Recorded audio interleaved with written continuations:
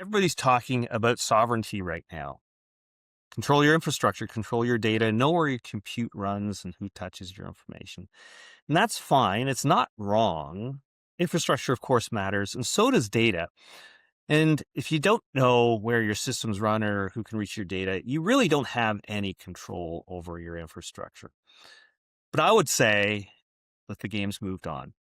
Models, agents, are here and now. Models win math competitions. They write production code and they reason across messy business processes.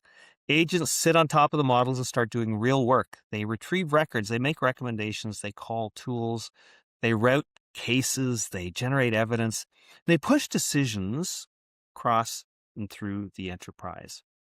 Control over that layer, the intelligence and agency layer, is what we think is slipping away. You can see the pattern already. Anthropic executive left Figma's board, and then literally a few days later, Anthropic dropped a competing product. The US government recently pulled Anthropic's top models from foreign access, and then restored it a few weeks later. Even China is reconsidering the price and access it once used to flood the market with cheap intelligence. So, infrastructure and data, sure, you gotta own those. But if you don't govern your intelligence and agency, you don't control your destiny. You're borrowing it from a vendor, and that vendor can turn into a competitor. And if it's a government, it can cut you off. And if it's a supplier, they can change your prices or access rights to whatever suits them. That is capture dressed up as sovereignty. Today's topic is intelligence and agency sovereignty. Why it matters, how we got here, and what are we going to do about it? My name's Eric Broda. And I'm Davis Broda. So let's get started. So Davis, we talked about technology sovereignty. What does that actually mean? Let's start with that. Well, sovereignty is the ability to govern and control something. An entity is sovereign in some particular area if their decisions about the topic can't really be questioned or controlled by any outside actor. And traditionally, in terms of organizations, this is often about data sovereignty. It's about like where your data is stored. Is it on servers you control? Where is it processed? Is it processed in your region? Which countries' laws are applying to it? Who can access it? And data sovereignty has been a big concern for a while, especially with things like the GDPR laws from the European Union and similar privacy laws from other jurisdictions coming around. And while this is important, data sovereignty is no longer enough.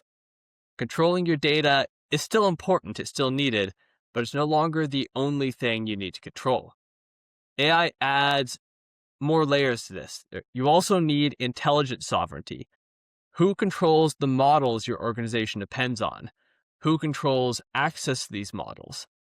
If these models can be shut off without your say-so, and your business process grinds to a halt, you can't exactly be considered sovereign on the matter. Likewise, there is agency sovereignty, which is effectively who controls what those models are allowed to do, who controls what decisions can reasonably be made. And this is in addition to whether you have access to the model at all, there are terms and conditions, there are usage conditions that can be set independently of access. Infrastructure and data still matter. You still need to care about data residency, cloud regions, encryption, and so on, but you also need to think about models and agency when you're doing this. But this is all a bit theoretical. Are there any instances where lack of sovereignty has caused problems in the real world?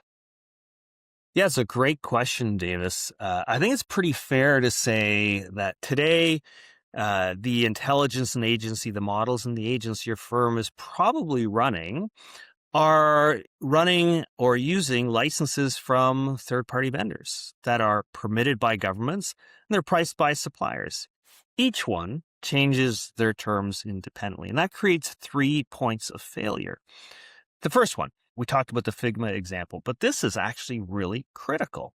So the first one is vendor influence. So just to be, recap here, an Anthropic executive was on, the Figma board. Figma is software to design user interfaces and other capability. Anthropic was on the Figma board. Then literally 3 days before they shipped a model, the executive resigned from the board. And as I said, Anthropic shipped a competitor to Figma. So the lesson's, pretty clear. Everybody's going to be competitive. And I'm not here to debate whether that's malicious or not. But the lesson is that the provider that's powering your intelligence, who may have access to all the prompts and all the queries and all the requests that are going through your AI and agent, may actually learn from those workflow and ultimately move into your application. Your partner can become your rival. Now, we actually see this with Anthropic. A second example related to Anthropic is they actually have moved into business process capability. Their product's called Claude Cowork, and they've already offered examples in financial services, accounting, and a variety of others. Now, again, I'm not saying any of this is malicious, and this is capitalism, so they're going to do what they need to do to gain market share. But ultimately, they can become these vendors, who you thought you were partners, could become your competitors. The second is government influence. I think everybody's probably heard it. It was big on the news, but on June 12th this year, the U.S. government, Washington, pulled Anthropic's top model, Mythos, from foreign access. They allowed access to Fable 5, which was a version of Mythos. They gave that access. Then they actually stopped access to that, and then they restored it again. The bottom line is we can't have necessarily a finicky government that can turn off the intelligence agents that perhaps your factory is running on, perhaps your business processes are running on it. From a nation's perspective, you can't actually be shut off of your nation's intelligence and agency capability by another nation. That's a big challenge. I think we've seen the consternation from enterprises, not in the U.S. and not in China, obviously, that are faced with this exact problem. So let's move on to the third. And this is an example from what we see recently with China. This is about supplier influence. So China has been offering relatively open models at a significant price discount. And whatever their motivations happen to be, they have the result of these things being very low cost and quite capable has been rapid adoption globally. In the US, in the EU, in Canada, across the globe. Here's the problem is China is first off reconsidering their pricing model. Maybe they're not going to be as cheap as they were before. And they're actually considering pulling out some of the models and keeping them for their local market. Now, that's all fine and cool for new models, but what if they do that for existing models? Again, you get to the point where, you're running your factory on some of these things, you're running your business process on some of these things, then the access and then the pricing rates change without any of your control. Why does it matter? This is not a normal outage, okay?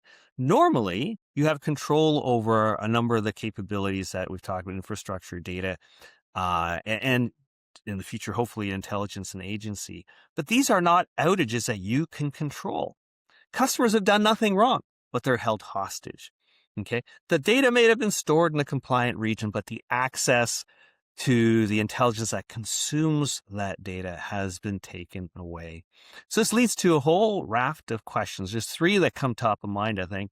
First off, could advanced models become regulated like chips or military technology? I think the U.S. government is actually starting to think about. I can't read the mind of the Chinese AI industry, but I suspect they're thinking the same way. Could employees in different countries have different access to the same model? Probably should actually. And which parts of a business should stop if its primary model disappeared? Many would argue none. You don't want to have any of those business processes or parts of the business stop. These are all things that we need to consider as an enterprise, but it also has a huge impact on a country. And what did one country government leader impacted by this say? Prime Minister Mark Carney, our prime minister, his takeaway was pretty clear. It says nobody involved necessarily did anything wrong. And here's the key soundbite. But organizations and countries would be wrong not to learn from it and diversify. So Davis, why do you think these different types of sovereignty so dominate the conversation? I think sovereignty dominates the conversation, partially because it's tangible. Getting into the weeds of how an AI thinks, what's going on with the LLM, how it moves data around, that's all very abstract, very difficult for the average person to understand. Whereas it's a lot easier to point at a GPU in a data center or a cloud provider or a database. But they also are part of the conversation because they're following on the data sovereignty concerns from GDPR. And these things tend to persist over time. Big cloud providers have been in their position for a while. The big providers have stayed pretty constant for long periods. Before AI, it used to be that the crown jewel was your data, but now with AI, the crown jewels are the models and the analysis those models can do. And for most organizations, these are held by other people. They're held by OpenAI, they're held by Anthropic, they're held by Google, they're held by some other organization that's providing these foundation models. So even if your data is secured, if the intelligence is out of your control, it's analogous to saying you've locked all your silver in a vault, which is good, but you've left the crown jewels in the lobby display case. Securing data is no longer enough to ensure the value remains with you. You need to keep a lock on the models, the intelligence, so that can't be taken away from you as well. I got it. So Davis, this is a pretty significant problem. What can we do about it? Let's understand the full stack we're going here. We start with the infrastructure up to the data, then the models and intelligence, the agents and tool harnesses, and the orchestration. Infrastructure and data are largely covered, but with models, you effectively need to make sure that you aren't tied over much to any single model. You shouldn't put all your eggs in a single basket. Don't run your entire business off of OpenAI's models in a manner that means you won't be able to switch. Instead, what you should do is maintain the capacity to use different models for the same purpose, so that if OpenAI changes its terms and conditions in the way that is not compatible with your operations, you can swap to an Anthropic model or a Google model, or even a locally hosted LLM that you can host on your own hardware. And while local LLMs don't usually have quite the same performance as the top tier frontier models, you often don't need that sort of performance for most operations. So keeping the option of having locally hosted models to back up your business processes gives you an out, even if all of the major providers start doing things you're not fine with or start charging prices you're unwilling to pay. As for the agents, the harnesses, the tools, working with open source tools to try and ensure that you know what is going on with these things is good, as well as trying to decouple from vendor or model proprietary tooling. Like, for instance, Anthropic has put out some tools like the PowerPoint tool PDF, partially as examples of how to use their tool interface, but also as useful tools that people can work with. However, if you actually look into the licensing of these tools, they're proprietary and quite restrictive. So it'd be beneficial to stick with either open source tools or tools that you have much stronger guarantees about the availability and what you can do with them.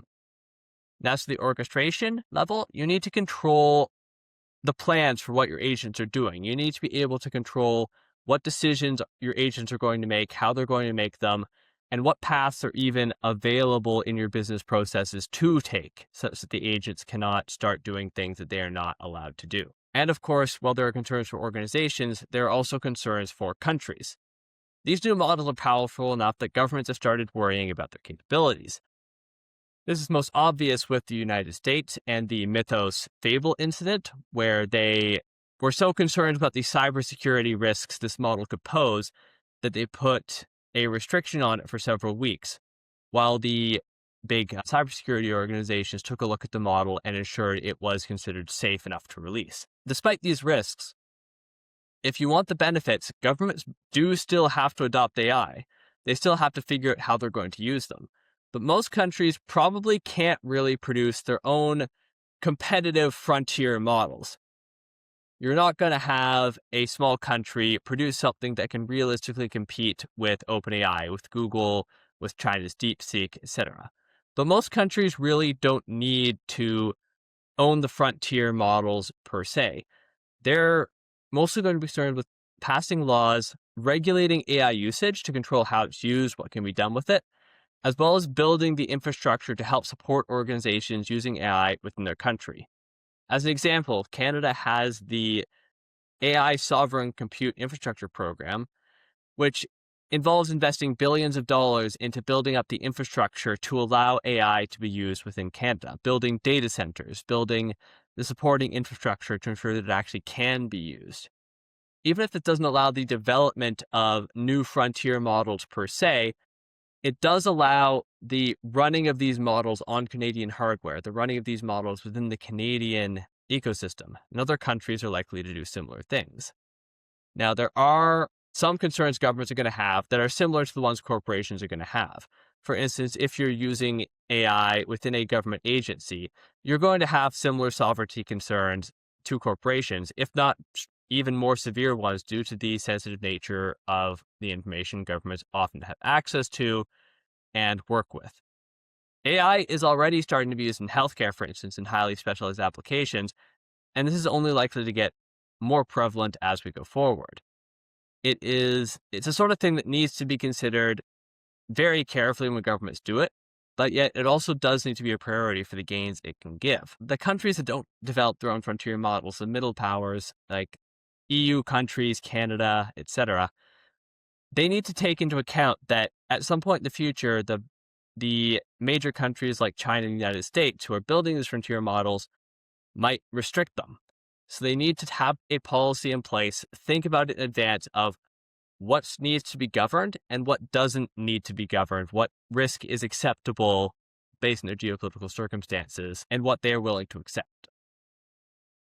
Well, Davis, that's a fantastic overview as to why enterprises and nations, for that matter, need to really consider the full stack from not just infrastructure and data, but through intelligence, agents, orchestration, through business processes.